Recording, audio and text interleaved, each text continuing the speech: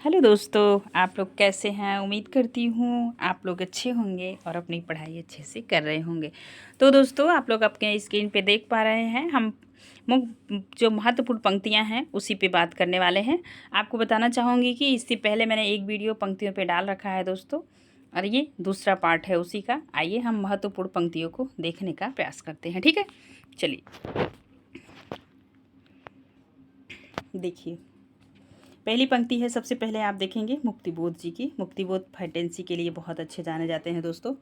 देखिए, सच सच चुप, साहित्य चुप और कवि जन निर्वाक, चिंतन शिल्पकार नर्तक चुप है, उनके ख्याल से यह सब गप है। ठीक है, किसकी पंक्ति है? मुक्तिबोध जी की। दूसरी पंक्ति आपकी स्क्रीन पे है दोस्तों, देखिए।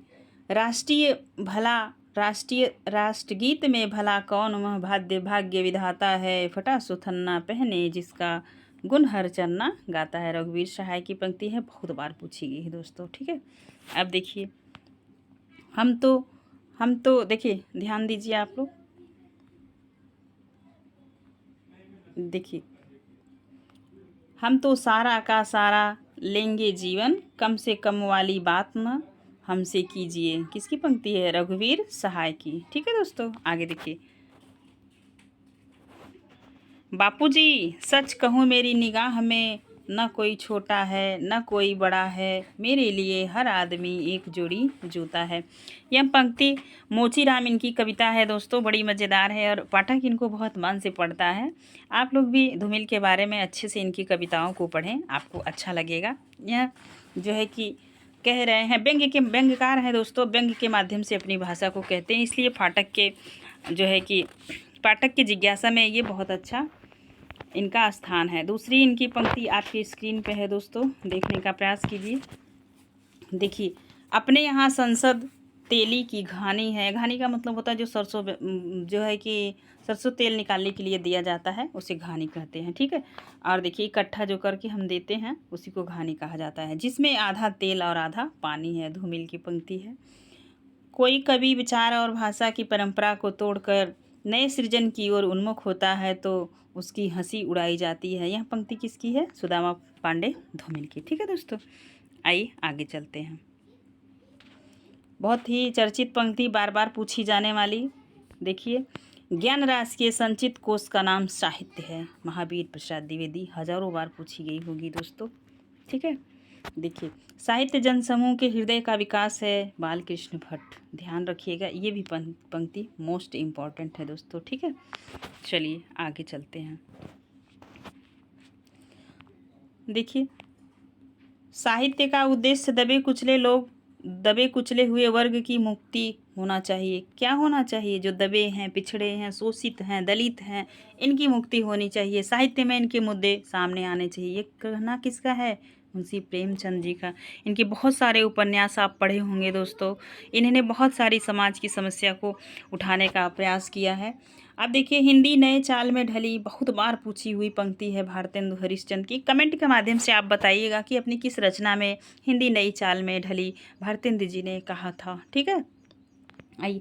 साहित्य देखिए, आप लोग ध्यान दीजिए। साहित्य देशभक्ति और राजनीति के पीछे चलने वाली सच्चाई भी नहीं, बल्कि उसके आगे आगे जो है उनके आगे मसाल दिखाने वाली सच्चाई है दोस्तों। ये कथन किसका है? मुंशी प्रेमचंद जी का। ठीक है, उपन्यास सम्राट हैं ये। देखिए, मानव अथवा प्रकृति के सूक्ष्म किंतु व्यक्त सौंदर्य में आध्यात्मिक छाया का भान, मेरे विचार से छायावादी की एक सर्वमान्य व्याख्या हो सकती। आचार्य नंदुलारे वाजपेयी, बहुत बार पूछी हुई पंक्तियां हैं दोस्तों, आप लोग ध्यान दीजिए। चलिए नेक्स्ट पंक्ति पे चलते हैं। देखिए, आगे मुक्तिबोध जी की निराला जी की पंक्ति है, बहुत ही प्रसिद्ध है। मनुष्यों की मुक्ति की तरह कविता की भी मुक्ति होती है। मनुष्यों की मुक्ति कर्मों के बंधन से छुटकारा पाना है और कविता की मुक्ति छंदों के शासन से अलग हो जाना है दोस्तों। आप सभी जानते हैं जो छंद के बंधन थे उनको निराला जी ने तोड़ दिया, और केचुआ छंद, रबर छंद भी कहा जाता है दोस्तों। ठीक है, आइए आगे चलते हैं। देखिए, मुझे प्रोफेसरों के बीच छायावत सिद्ध करना पड़ेगा। किसके बीच? प्रोफेसरों के बीच। ठीक है, ये कहना किसका है? निराला जी का। जब मनुष्य का हृदय अपने अभिव्यक्ति के लिए व्याकुल हो उठा, तभी स्वच्छंद छंद में स्वच्छंद छंद में उनकी छाया अंकित हुई। ये भी कथन किसका है? महादेवी वर्मा का। देखिए इनके कहने का शैली बिल्कुल अलग है दोस्तों, ठीक है। और देखिए अगली एक पंक्ति आप देखिए, ये भी बहुत इंपॉर्टेंट है। छायावाद का विशाल संस्कृति चेतना का परिणाम था, जिसमें कवियों की भांति आकुलता ने ही नवीन भाषा शैली में अपने को अभिव्यक्त किया। किसका कथन है? हजारी प्रसाद द्विवेदी, ठीक है। अपनी रचना में जो साहित्य का इतिहास इन्होंने लिखा उसमें कहे हैं, ध्यान दीजिए। इस कविता ने जीवन के उच्चतम मूल्यों की प्रतिष्ठा द्वारा नवीन सौंदर्य चेतना जगाकर एक बृहद समाज की अभिरुचि का परिष्कार किया है और उसकी समृद्धि की क्षमता हिंदी का केवल भक्ति काव्य ही कर सकता है। कौन कर सकता है? देख रहे हैं नगेंद्र जी का कथन, कितना इनकी शैली कैसी है, पकड़िए। इस कविता ने जीवन के सूक्ष्मतम मूल्यों की प्रतिष्ठा द्वारा नवीन सौंदर्य चेतना जगाकर एक बृहद समाज की अभिरुचि का परिष्कार किया है और उसकी समृद्धि की क्षमता हिंदी के केवल भक्ति काव्य ही कर सकते हैं। कौन कर सकता है? हिंदी में हिंदी का केवल भक्ति काव्य ही कर सकता है। डॉक्टर नगेंद्र का कथन है, नोट कीजिएगा दोस्तों और ध्यान दीजिएगा, ठीक है। आगे देखिए, छायावाद व्यक्तिवाद की कविता है, जिसका आरंभ व्यक्ति के महत्व को स्वीकार करने और करवाने के लिए हुआ है। किसके लिए हुआ है? व्यक्ति के महत्व को स्वीकार करने और करवाने। अगर नहीं करते हैं तो उसको करवाया जाएगा। कौन कहा है? डॉक्टर नामवर सिंह, ठीक है। आइए दोस्तों आगे चलते हैं नेक्स्ट पंक्ति पे। देखिए आप देख पा रहे होंगे, आपकी स्क्रीन पे है। देखिए, छायावादी कवि सुंदर शब्द संचय द्वारा अपनी रचना में आकर्षक सजावट एवं संगीत उत्पन्न करना चाहता है। अनुभूति को व्यक्त करना मुख्य ध्येय नहीं है। किसका कथन है? सब लोग कहते हैं ना इसमें अपना रोना रोए हैं, ऐसा कुछ भी नहीं है। देखिए समीक्षक जब कोई जो है इतिहासकार उसको कहता है, समीक्षा करता है, तो सारी चीज़ों को ध्यान देता है ना। बहुत लोग आरोप लगाते हैं कि छायावादी कवि अपना रोना रो रहे थे, ऐसा नहीं करना चाहिए था। लेकिन आप ध्यान दीजिए, छायावादी कवि सुंदर शब्द चयन संचय द्वारा अपनी रचना में आकर्षक सजावट संगीत उत्पन्न करना चाहते थे। अनुभूति को व्यक्त करना मुख्य ध्येय नहीं था, ठीक है दोस्तों। यह कौन कहा है? देवराज। आइए आगे चलते हैं और देखने का प्रयास करते हैं। यह छायावादी काव्य सरासर हिमाकत, घृष्टता, अहमन्यता और हम चुनौदी ग्रेनेस्त के सिवाय और क्या हो सकता है? कि कौन कहा है? महावीर प्रसाद द्विवेदी। शब्द को पकड़िएगा दोस्तों, आप अच्छे से कर ले जाएंगे, ठीक है।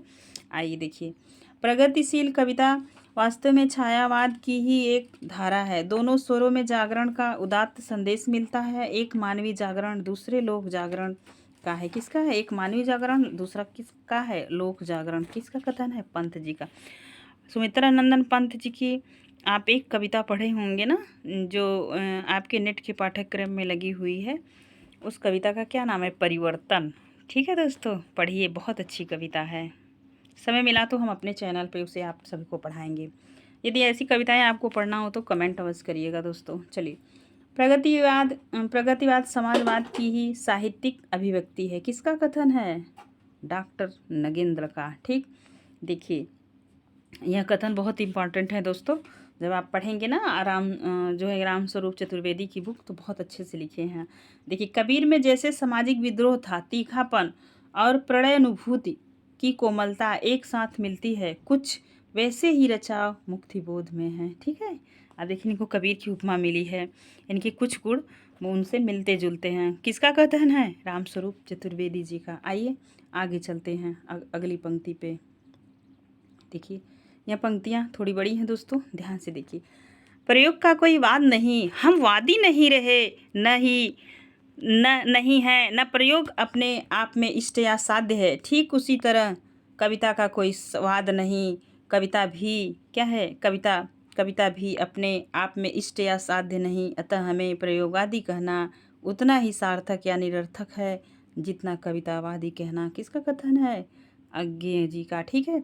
देखिए, ईश्वर ने मानव के रूप में अपनी प्रतिमा का निर्माण किया। कुशल शिल्पी होने के नाते उनमें प्रत्येक प्रतिमा भिन्न और अद्वितीय बनाई। भिन्न होने के कारण प्रतिमाएं परस्पर प्रेम कर सकती हैं। किसका कथन है? अज्ञेय जी का, ठीक है दोस्तों। देखिए आगे देखिए, नेक्स्ट पंक्ति आपकी स्क्रीन पे है और हम उसे आपकी स्क्रीन पे बड़ा करने का प्रयास कर रहे हैं दोस्तों। उम्मीद है कि आप लोग देख पा रहे होंगे।